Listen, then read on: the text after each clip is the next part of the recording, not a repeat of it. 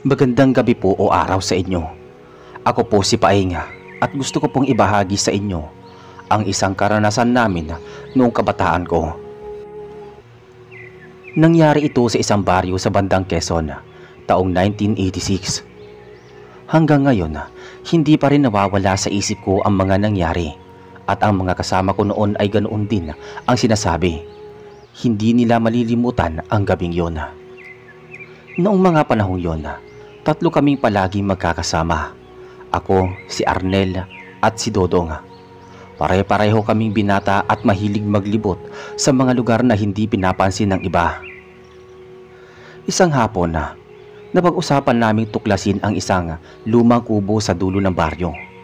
Ang sabi ng matatanda, iyon daw ay dating tirahan ng isang ermitanyo na bigla na lang nawala. Sabi ni Arnel habang naglalakad kami, "Paing, sigurado ka bang doon tayo pupunta? Sabi ng lola ko hindi daw ligtas doon."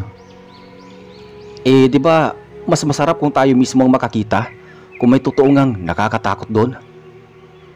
Napailing si Dodong pero sumabay pa rin. "Bahala na, pero pag may nangyaring kakaiba, uuwi talaga kaagad ako." Pagdating namin sa dulo ng daan, humarap sa amin ang kubo. Halatang matagal nang walang nakatira.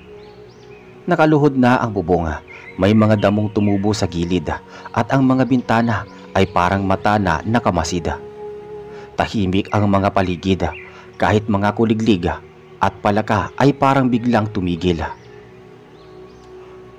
"Grabe, Paeng, parang hindi na ako sigurado dito," sabi ni Arnel. At sabi ko naman, "Nandito na tayo, tingnan na natin kahit sandali." Lumapit kami at dahan-dahang binuksan ang pinto. Sumalubong agad ang amoy ng amag at bulok na kahoy. Ang sahig ay may butas at sa sulok ay may mga lumang gamit, mga banggera, sirang lampara at isang lumang banig. Habang iniikot namin ang loob, biglang may kaluskos na narinig mula sa taas ng bubungan. Napatingin kami sabay-sabay. "Hayop na yan! Kala ko kung ano na." Bigla kaming kinilabutan nang marinig ang pagaspas na parang pakpak, kasunod ng malalim na ungol. "Ano yun?" sigaw ni Arnel habang napapatras. "Huwag kayong maingay, baka tao lang yan," sabi ko naman. Ngunit sa sulok ng kubo, may nakita kaming anino na gumagalaw. Mabagal, mahaba ang hugis at parang hindi pangkaraniwan ang galaw. Nakatitig kami sa sulok ng kubo kung saan gumagalaw ang anino. Mabagal pero malinaw na papalapit ito sa amin. Hindi namin makita ang buo dahil sa dilim, pero kita namin ang mahabang daliri na nakasayad sa may sahig. Sabi ni Arnel halos pabulong, "Paing, hindi yan tao Pare, lumabas na tayo dito, hindi maganda." Pero bago pa kami nakagalaw, biglang lumabas mula sa anino ang isang hugis na parang tao.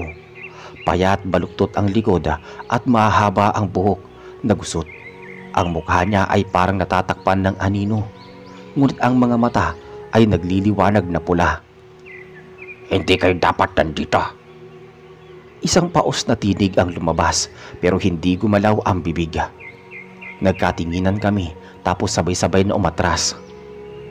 Tumama si Arnel sa isang sirang upuan at bumagsak dahilan para umalingaw-ngaw ang ingay sa buong kubo. Doon biglang sumugod ang nilalang. Ang bilis niya, parang hindi tumatama ang mga paa sa may sahig. Muntik nang mahawakan si Arnel kung hindi siya agad nakatayo. Napasigaw siya habang patakbo kaming lumalabas ng kubo. Pero hindi doon natapos. Nang makalabas kami, narinig namin bumukas ang bintana ng kubo at mula doon ay lumipad ang nilalang. Malalakas ang pagaspas, parang malaking paniki pero mas malaki ang katawan. Napasigaw ako ng, "Takbo! Takbo tayo!" sabi ko habang tumatakbo kami papunta sa daan palabas ng gulod. Naririnig namin ang mabilis na paglipad sa taas, kasabay ng kakaibang halakak, parang nang aasar. Si Dodong ay halos matalisod dahil nanginginig ang tuhod habang tumatakbo. "Paing, hindi ko na kaya." "Kunti na lang, malapit na tayo sa kalsada." Ngunit bago kami makalayo, biglang humarang sa unahan namin ang nilalang. Kita namin ngayon ang itsura niya. Mahahabang kuko, bunganga na may matutulis na ngipin at balat na kulay abo. Nakatitig siya sa amin na parabang gutom na gutom. "Walang makakatakas sa kubo ng ermitanyo." Nakaharang sa daan ang nilalang. Ang mga mata nitong pula ay nakatutok sa amin at ang hininga ay parang amoy ng nabubulok na karne. Nagtago kami sa likod ng punong kahoy pero alam naming hindi yun sapat para makatakas. Si Arnel ang unang nagsalita. Nanginginig ang boses. "Paing, anong gagawin natin? Wala tayong dala." "Kahit ano, basta may mapulot. Hindi pwedeng wala tayong panlaban," sabi ko naman dito. Kumuha ako ng bato at agad na inihagis sa nilalang. Tumama ito sa balikat niya pero imbis na masaktan, lalo siyang ngumisi. Sabay pakpak na umingay sa ere. "Hindi niyo ako mapapalayas," bulong niya. Si Dodong ay halos maiyak sa sobrang takot. "Paing, mamamatay na yata tayo. Hindi ako makatakbo na maigi. Nanginginig ang tuhod ko." Hinila ko siya palayo at sinubukan naming dumaan sa kabilang gilid ng daan. Pero mabilis kaming hinarangan ng nilalang. Isang hampas ng kanyang kuko ang tumama sa punong kahoy at halos ito ay mabiyak. "Diyos ko po naman!" sambit ni Arnel habang nakapikit. Biglang may malakas na kaluskos mula sa kabilang bahagi ng gubat. Isang matandang lalaki ang lumitaw, hawak ang isang lampara at supot na may lamang mga dahon at asin. Nakasuot siya ng lumang barong at may mahabang balbas. "Lumayo kayo dyan!" Malakas na sigaw ng matanda. Kumuha siya ng asin mula sa may supot at inihagi sa nilalang. Tumama ito sa balat ng halimaw at bigla itong napasigaw. Umusok ang balat na tila natutusta. Lumipad ito palayo at nawala sa dilima. Nag-iwan ng mabahong amoy sa paligid. Tahimik kami tatlo habang nakatitig sa matanda. Ang mga kamay ni Dodong ay nanginginig pa rin habang si Arnela ay hingal na hingal. "Mga batang ito, bakit pa kayo pumasok sa kubo ng ermitanyo? Hindi na iyon ligtas simula nang may sumakop na nilalang doon." Napatitig kami sa kanya, hindi makapagsalita. "Kung hindi kayo dumating baka patay na kami," sabi ko naman. Matapos maglaho ang nilalang sa may dilima, nanatili kaming tatlo na tulalang nakatitig sa matandang subaklolo sa amin. Hawak pa rin niya ang lampara at supot ng asin. At ang mukha niya ay seryoso na parang sanay sa ganitong pangyayari.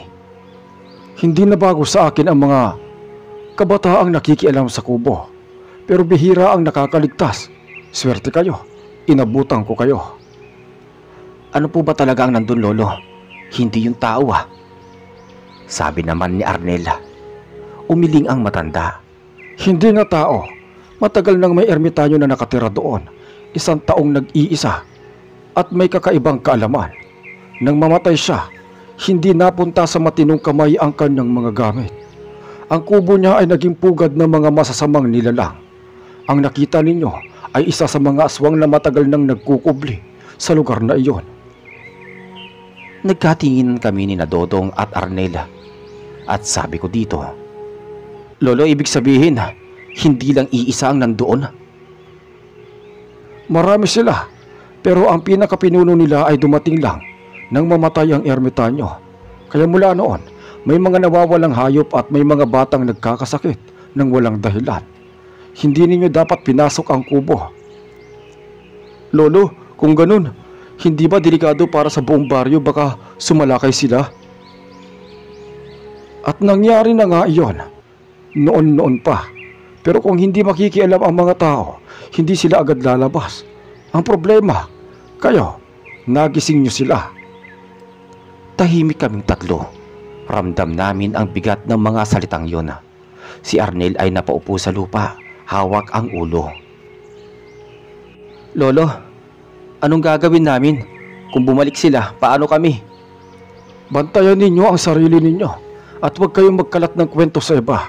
Baka magdulot lang ito ng takot. Pero tandaan ninyo, hindi pa tapos. Babalik at babalik sila sa kubo. At kung lalo silang lumakas, baka hindi na kubo ang maging pugad nila, kundi ang buong baryo. Pagkasabi niya nun, bigla siyang tumalikod at nagsimulang maglakad palayo. Hawak pa rin niya ang lampara. Naiwang kaming tatlo, nakatingin lang. Hindi alam kung susundan ba namin siya o tatakbo pa uwi. Pagkatapos ng gabing yun, halos hindi kami nakatulog ni na Arnel at Dodong. Pagdating sa baryo, wala kaming ibang nagawa kundi ang magkunwari na parang walang nangyari. Ayaw naming isipin ng mga magulang namin na kung saan-saan kami pumupunta. Pero sa totoo lang, pare-pareho kaming nanginginig pa rin sa takot. Kinabukasan, normal lang ikot ng baryo. May mga nag-aararo sa bukid at may naglalako ng gulay at ang iba naman ay abala sa paghahanda para sa piyesta sa kapilya. Para bang kami lang ang nakakaalam ng lihim na sumasakal sa aming tatlo. Makalipas ang ilang araw, nagsimulang may mapansing kakaiba ang mga taga-baryo. Una, may mga baboy na biglang nawawala sa may kulungan mismo. Akala ng iba, ninakaw ng mga kapitbahay o ng lasenggong nagugutom. Pero nang makita ang iniwang dugo at kalat ng balahibo sa damuhan, alam naming hindi ordinaryong tao ang kumuha. Pangalawa, may batang nagkasakit ng biglaan. Wala namang lagnat o ubo, pero parang nangihina at ayaw kumain. Sabi ng albularyo, parang sinisipsip ang lakas at katawan. Doon nagsimulang kumalat ang bulong-bulungan. Bumalik na raw ang mga aswang. Isang gabi, nagkita ulit kami ni na Arnel at Dodong sa tabi ng poso. Paing, sigurado ako, galing lahat to sa kubo eh. Simula na pumasok tayo doon, parang tayo ang dahilan. Wala tayong magagawa, hindi naman natin alam eh. Pero paano kung tama si Lolo? Baka bumalik sila. Si Dodong na dati matapang, ngayon ay halos ayaw nang lumabas ng bahay pag madilim. Kung babalik sila, bakit hindi na lang tayo lumapit kay Lolo? Siya lang yata ang may alam kung paano sila labanan eh. Sabi ni Dodong. Tahimik lang kami kasi sa totoo lang hindi namin alam kung magtitiwala ba talaga kami sa matanda. Oo, iniligtas niya kami noon pero hindi rin namin alam kung bakit parang sanay na sanay siya sa ganitong bagay. Kinabukasan, nagpunta ako sa palengke para bumili ng bigas. Habang naglalakad pa uwi, may narinig akong dalawang matandang babae na nag-uusap. Sabi nila nakita raw ulit yung ermitanyo, pero matagal lang patay yun, di ba? Iiwan ko nga rin pare, pero kung ako sa'yo, huwag kang lalapit sa banda ron. Nakakatakot ang lugar na yun. Napahinto ako. Alam kong matagal nang patay ang ermitanyo. Pero kung may nakakita raw ulit sa kanya, ibig sabihin ba'y hindi lang mga aswang ang nasa paligid, kundi pati ang kaluluwa ng ermitanyo. Dumating ang gabi na hindi katahimikan ang dala ng dilim. Habang nakaupo ako sa harap ng aming bahay, narinig ko ang mga aso ng kapitbahay na sunod-sunod ang tahol. Halos mabaliw sa ingay. Sumunod ay sigawan ng isang pamilya mula sa kabilang dulo ng baryo. Agad akong tumakbo papunta doon. Doon ko nadatnan sina Arnel at Dodong na naroon na rin.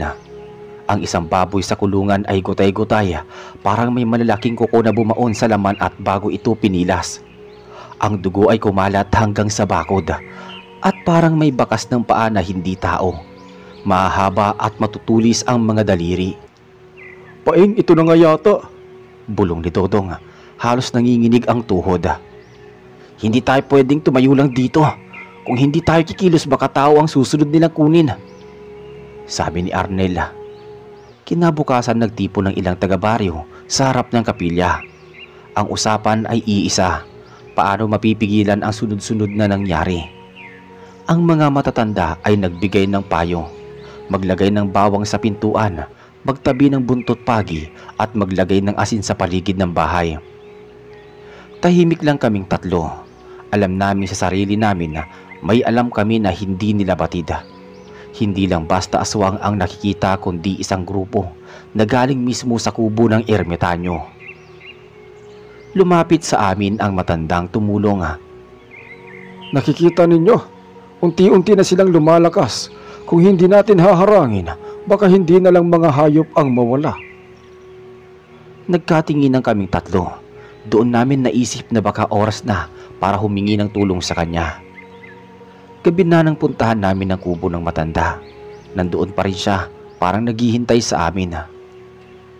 Lolo, kailangan na po namin ng tulong ninyo. Hindi lang po hayop ang kinukuha nila. Baka buong baryo ang kapalit. Tumingin siya sa amin ng matagal bago sumagot. Kung talagang handa kayo, may kailangan kayong gawin. Pero tandaan ninyo, hindi na kayo makakabalik sa dating buhay kapag pumasok kayo rito. Kasama na kayo sa laban. Tahimik si Dodong. Si Arnel bagamat nanginginig ay tumango naman. Ako man kahit natatakot ay nagpasya na wala nang atrasan. Pinasok namin ang kubo ni Lolo. Amoy insenso at mga tuyong dahon ng paligid. Sa mesa may mga bote ng langis, mga lumang papel na may kakaibang sulat at ilang gamit na hindi namin maintindihan. Bawat isa sa inyo, kailangan may hawak na proteksyon. Asin para sa katawan, langis para sa sugat, at dasal para sa lakas ng loob. Hindi sapat ang tapang lang, kailangan ninyong maniwala. Kumuha kami ng kanya-kanyang gamit. Habang hawak ko ang maliit na bote ng langis, hindi ko maiwasang magtanong sa sarili. Handa na ba talaga kami na susunod sa mangyayari? Makalipas ang ilang gabi, dumating ang kinatatakutan namin. Walang buwan, itim ang langit at ang paligid ay tahimik na tahimik. Nasa loob ako ng bahay nang biglang marinig ang iyak ng mga manok at ang pagtili ng isang ginang mula sa kabilang kalye. Agad kaming nagtakbo ni na Arnel at Dodong. Dala-dala ang asin, langis at mga gamit na ibinigay ni Lolo. At nang makarating kami sa bakuran ng kapitbahay, tumambad sa amin ang isang anyo. Mahaba ang buhok, maputla ang balat, at ang mga mata ay kumikislap na pula. Nakahawak ito ng manok na parang laruan at saka biglang pinunit gamit ang mahabang kuko. Sumigaw ako at sinabi ko kay Arnel ang asina. Inihagis ni Arnel ang isang dakot ng asina papunta sa nilalang. Parang nasunog ang balat nito at napatras siya habang umuungol ng malakas. Doon ko napatunayang totoo ang sinasabi ni Lolo. Takot sila sa asina. Bigla pang lumitaw ang dalawa pang nilalang mula sa gilid ng punong saging. Isa iyong baluktot ang likod at mahaba ang dila na parang ahas, at ang isa namay parang tao pero ang mga mata ay puro itim. Palibhasa, 3 na silang kaharap namin. Napatras kaming lahat. Paeng, hindi natin kaya. Sigaw ni Dodong. Hindi pwede, Dodong. Kung tatakbo tayo, mas lalo silang lalakas. Lumapit ang isang nilalang kay Arnel. Agad niyang binuksan ang bote ng langis at ibinuhos ito sa lupa bago nagdasal ng mahina. Sa hindi mapaliwanag na paraan, biglang tumigil ang nilalang at umatras para bang natakot sa amoy at dasala. Nang akala namin ay katapusan na, biglang lumitaw si Lolo dala ang lampara. Umalingaw-ngaw ang tinig niya habang may hawak na pamalo, parang yari sa kahoy na may ukit. Lumayas kayo sa lugar na ito! Sigaw niya, sabay hampas ng pamalo sa lupa. Isang nakabibinging sigaw ang sumunod mula sa mga nilalang. Parang nasusunog sila sa liwanag ng lampara. Isa-isa silang naglaho, nagmistulang usok at tinangay ng hangin. Naiwan kami na hingal, nanginginig pa rin ang tuhod sa takot. Ngayon nakita nyo na. Hindi sila basta-basta. At tandaan ninyo, ang bawat laban ay nagpapalakas din sa kanila. Kung hindi natin tatapusin ang pinagmulan, babalik at babalik sila. Sa kubo ng ermitanyo? Tanong ni Arnel halatang pagod at takot. Tumango si Lolo. Oo, doon lahat nagsimula at doon din dapat matapos. Kung hindi buong baryo ang malulunod sa kadiliman. Nagkatinginan kaming 3. Doon namin napagtanto na hindi na ito basta kwento ng takot.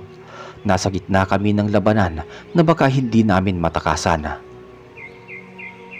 Kinabukasan, matapos ang laban, hindi naging tahimik ang baryo. Kahit walang nagsasalita ng direkta tungkol sa nakita namin mga nilalang, ramdam sa bawat tao ang takot. Ang mga pinto ay laging nakasara Bago magtakip silim, ang mga aso ay palaging nagbabantay. Tila alam nilang may masama sa paligid. Kami ni na Arnel at Dodong ay nagpunta muli kay Lolo. Pagdating pa lang namin sa kanyang kubo, para bang alam niya niyang darating kami. Nakahanda na ang mesa.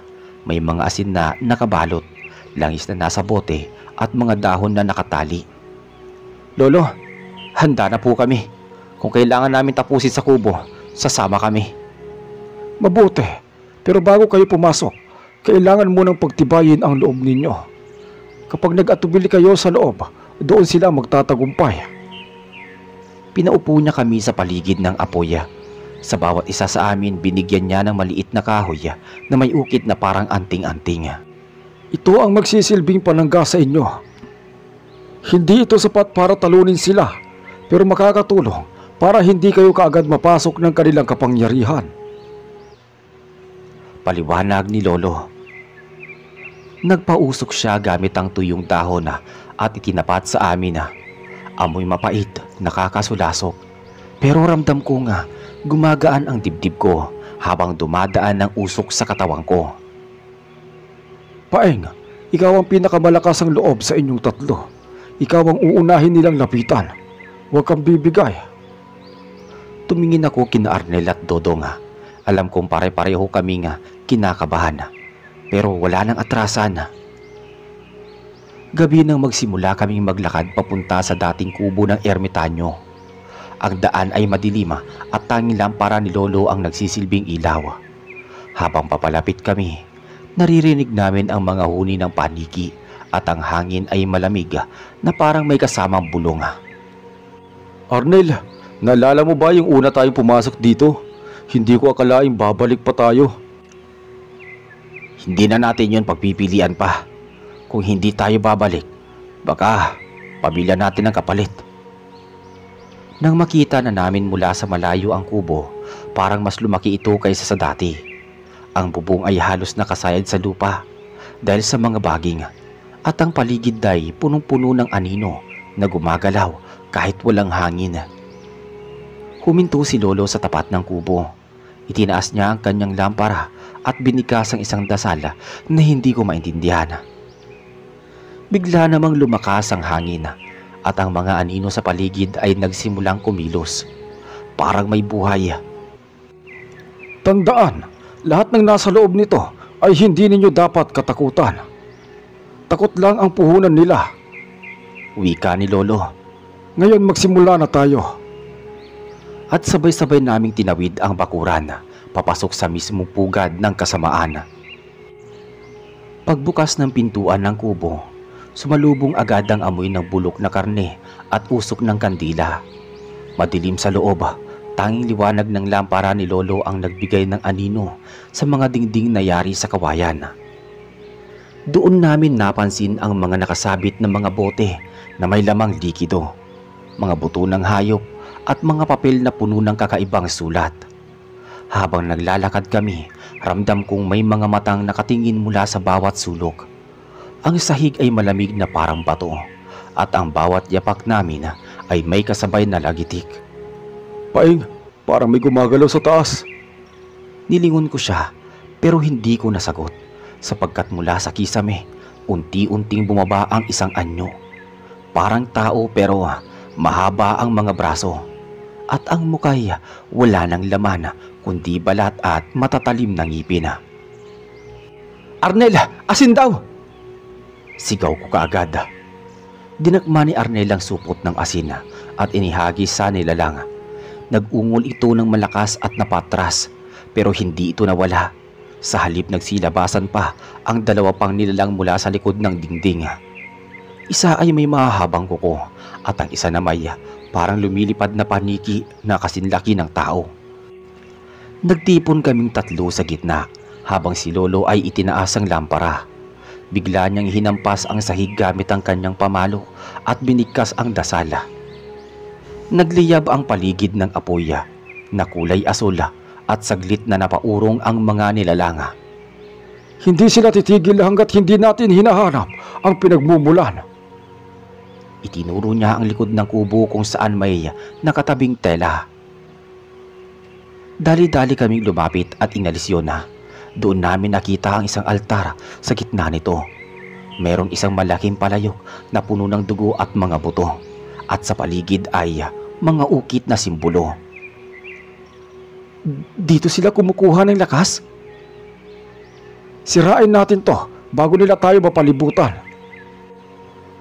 Agad kong kinuha ang bote ng langis at ibinuhos sa palayok. Si Arnel naman ay naglagay ng asina sa paligid. At si Dodong ay sumigaw habang pinupukpok ito gamit ang isang bato. Pagkabagsak ng palayok, sumabog ang malagkit na dugo sa buong kubo. Isang napakalakas na sigaw ang umalingaw-ngaw. Hindi lang galing sa isang nilalang, kundi parang mula sa buong lugar. Ang mga aswang na nasa paligid ay nagwawala, pero halatang nanghihina. Hinampas ni Lolo ang pamalo niya sa ere at umapoy ito. Ngayon na, habang mahina sila. Kami sabay-sabay na humagis ng asina at langis. At mga nilalang ay nagsisigawan habang unti-unting nagiging usok hanggang sa tuluyang maglaho. Naiwan kaming lahat na hingal na hingala, nanginginig at basang-basa ng pawis at dugo. Pagbagsak ng huling nilalang, biglang tumahimik ang kubo. Wala nang ingay ng hayop. Wala nang mga matang nakamasida, para bang ang lugar ay biglang nabawi mula sa kadiliman. May iniwan silang marka at kahit nasira natin ang pugad, baka may iba pang lugar na pinagkukublihan nila. Nagkatingin ng kaming tatlo ni na Arnel at Dodong. Alam naming hindi pa talaga nauubos ang mga ito, pero sa gabing yon nakahinga kami ng maluwag. Pagkatapos ng gabing yon, halos hindi ko na maalala kung papaano kami nakalabas ng kubo. Para kaming mga lantang gulay habang pauwi. Nanginginig ang katawan at mabigat ang pakiramdam. Si Arnel ay halos himatayin. Si Dodong naman ay hindi na makapagsalita. Pagdating sa baryo, sinalubong kami ng ilang kapitbahay na nagtataka kung bakit kami pawisan at maputla. Hindi na kami nagsalita at kahit si Lolo ay umiling lang at naglakad pauwi sa kanyang kubo. Kinabukasan parang muling bumalik ang normal sa baryo. Wala nang mga hayop na biglang nawawala.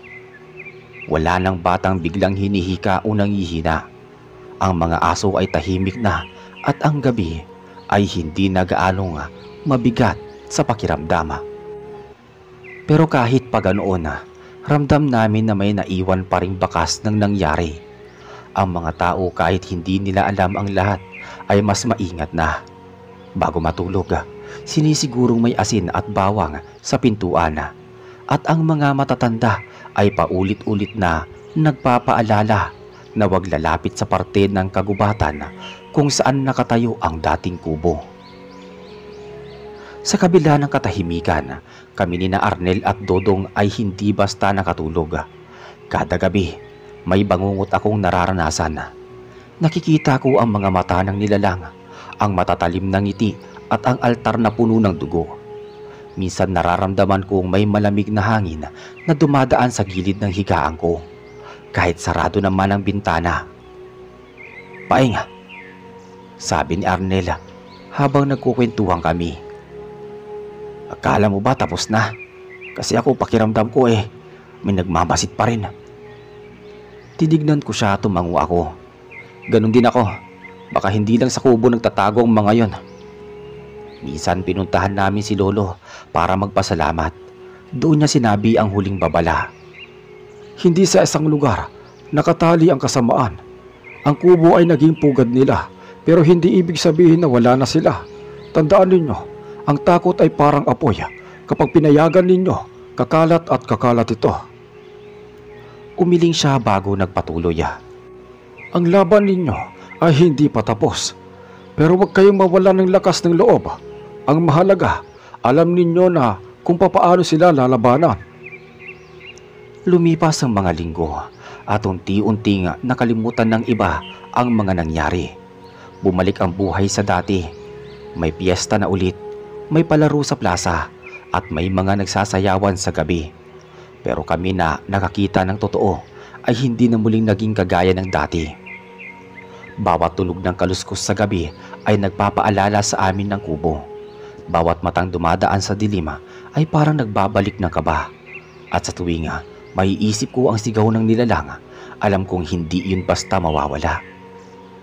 Isang gabi, nagkukwentuhan kami ni Arnel sa ilalim ng punong mangga. Bigla siyang nagsabi ng, "Paeng, hindi ba't parang may mali sa pagkakakilala natin sa ermitanyo? Bakit doon sila nag-ugat? Hindi kaya may iniwan siya bagay sa kubo?" Hindi agad ako nakasagot. Totoo, mulat sa pula, ang alam lang namin ay matandang ermitanyo ang nakatira doon na namatay ng mag-isa. Pero bakit ba tila doon sumisibol ang kasamaan? Kinabukasan, sinadya namin ni Lolo para tanungin. Umupo siya sa bangko, humigop ng tabako. At saka nagsalita. Hindi lahat ng nag-iisa ay banal, mga apo. Yung ermitanyo na yon, matagal nang may usap-usapan tungkol sa kanya. May dala siyang mga lumang aklat, mga orasyon na hindi para sa Diyos, kundi para sa mga anino. Doon sa kubo, may mga bagay siyang iniwan, mga gamit na hindi dapat makita ng kahit sino. Napatitig kami ni Arnel sa isa't isa, para bang biglang bumigat ang paligid. Nang gabing yun, hindi ko alam kung bakit pero napapayag ko sina Arnel at Dodong na bumalik kami sa lugar ng kubo. Hindi na ganoon kabuo ang ekstruktura dahil sinunog na ng mga matatanda, pero may mga abo at sira-sirang kahoy na naiwan. Tahimik ang paligid pero habang papalapit kami, parang may malamig na hangin na nagmumula doon. Tila may humuhuni sa tenga namin. Pabulong na hindi namin maintindihan. Paeng, naramdaman mo ba yun? Oo, parang tinatawag tayo. Pagdating sa gitna ng abo, may nakita kaming kakaibang bagay. Hindi nasunog kahit pa sinunog na ang kubo. Isang lumang kahon na bakal, may ukit ng mga simbolo. Sinubukan ni Arnel buksan pero mahigpit at kandado. Nang hawakan ko, biglang lumamig ang mga kamay ko. Para bang kumapit ang lamig hanggang buto. Baka ito na ang iniwan ng ermitanyo. At baka ito rin ang dahilan kung bakit hindi matahimik ang lugar na to. Biglang may kumaluskos mula sa mga puno. Napalingon kami at doon namin nakita ang isang nilalang na nakatayo sa di kalayuan. Mahaba, payat at walang muka. Dahan-dahan itong gumalaw parang naglalakad pero walang tunog. "Alis na tayo!" Bulong ni Arnel. Nanginginig ang boses. Ngunit sa halip na umalis, lalo pang lumapit ang nilalang. Hindi ito tumigil at habang papalapit, mas ramdam naming bumibigat ang paligid. Agad kong kinuha ang kahon at tumakbo kami papalayo. Habang tumatakbo, dinig namin ang mga yabag na hindi naman galing sa amin. Minsan may malamig na hangin na dumadampi sa batok namin.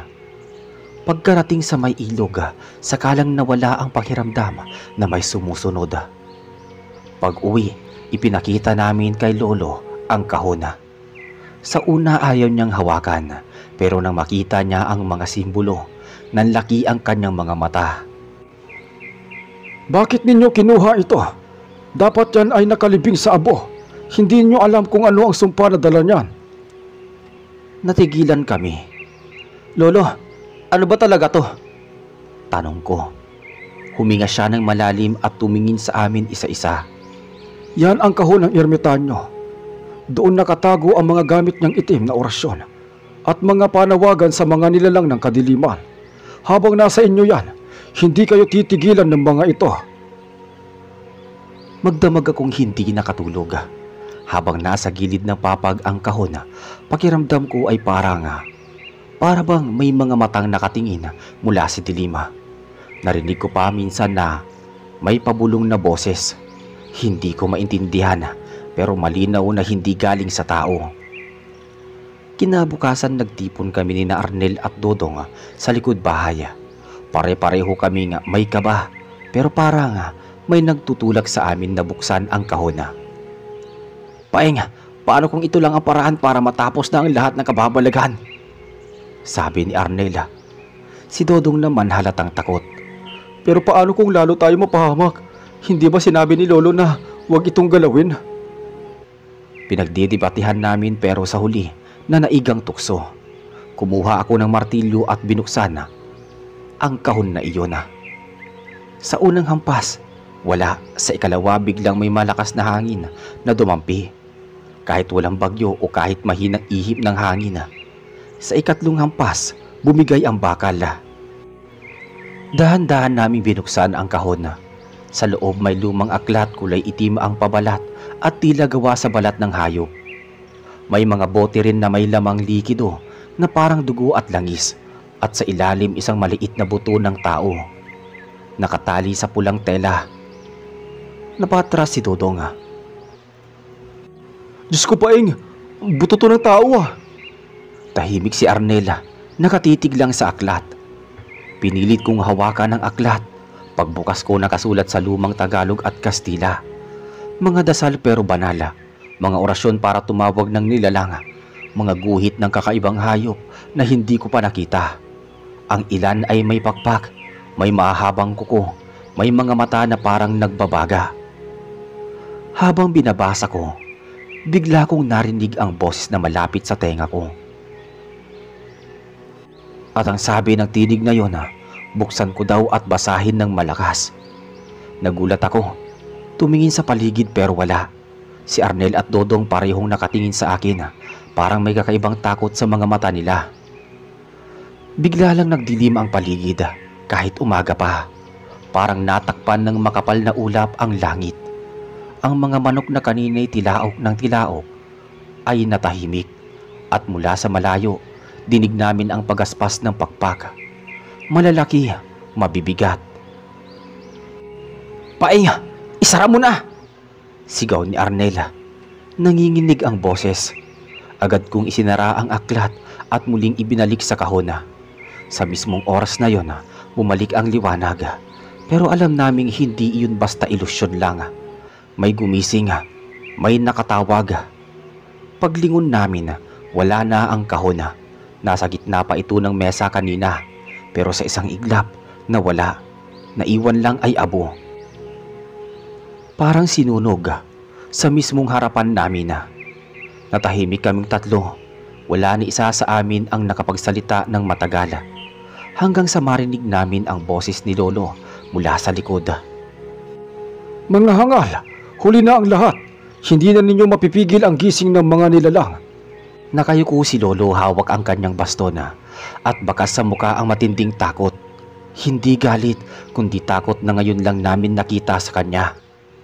Matapos maglaho ang kahon at naiwan ang abo, hindi na naging normal ang mga sumunod na gabi. Halos gabi-gabi may naririnig kaming pagaspas ng mga pakpak sa bubong. May mga yapak na naglalakad sa palibot ng bahay kahit wala namang tao. Ang mga aso sa paligid walang tigil sa tahol at ungol na tila nakikipaglaban sa hindi nakikita. Si Arnel ang unang nakaranas ng matinding bangungot. Sabi niya, gabi-gabi raw may nakaupo sa kanyang dibdib. Mabigat at malamig at may boses na bumubulong. Si Dodong naman halos hindi na kumakain. Lagi siyang tulala. At minsan nagigising siyang nasa harap ng pinto kahit hindi niya alam kung papaano siya nakalabas ng higaan. Ako man, hindi nakaligtas. Isang gabi nakita ko sa may salamin ang aking sariling anyo. Pero ang mata ko ay pula at ngising aso ang labi. Pagkurap ko normal na ulit pero hindi ko makalimutan ang itsura. Dahil sa pagtindi ng nangyayari, muling kinausap namin si Lolo. Nakaupo siya noon sa bangko, hawak ang kanyang rosaryo. Seryoso ang kanyang muka habang nagsasalita.